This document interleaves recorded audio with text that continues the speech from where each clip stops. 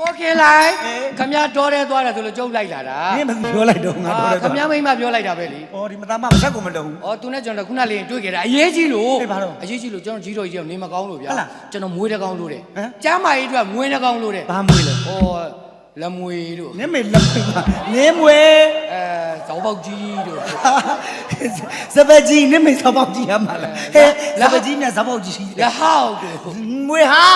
ဟာအ ကျွန် တော် တော်မွေးမျိုးသားတော့မသိဘူးဘာပဲဖြစ်ဖြစ်ဗျအဲ့မွေတွေမရရင်တော့ကျွန်တော်ဟိုမွေရရင်ရ ဘာမွေးရ ဟောမွေ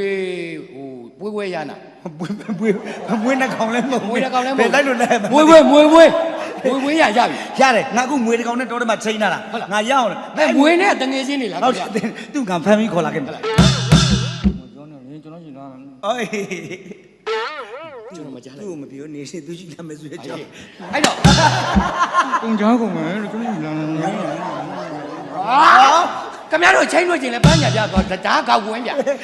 ဘာပဲဖြစ်ဖြစ်ဒီဥစ္စာကျွန်တော်မွေဝေးရရင် ရအောင်ဖမ်းခဲ့မယ် တဲကြည်လဲလိုချင်တယ် ဘယ်လောက်ပဲ အသားကိုလဲနုံ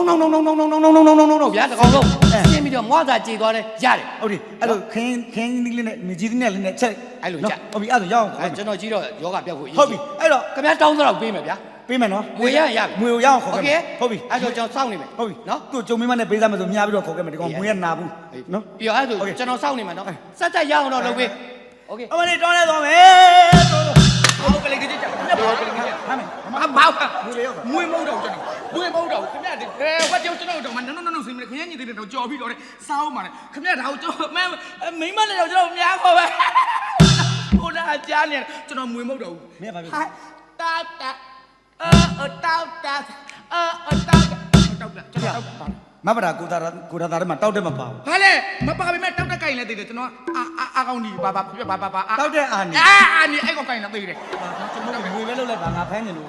ကျွန်တော်တောက်မွေးဆိုကြီးကြဗျာဟိုကောက်ရောက်လိုက်ပြီပြပစံရဟိုကောက်လည်းနိုးစေးတော့ခင်ဗျာညီသေးလေးနဲ့ကြော်စားမကျွန်တော်တောက်တဲ့ ဆက်ကငကောမှာပြက်နေရတဲ့မှာဗယံပရာပြောကဲတောက်တယ်ဆိုလဲတောက်တယ်ပေါ့မလေးတောက်တယ်ရှိသွားမယ်တောက်တယ်ရှိသွားမယ်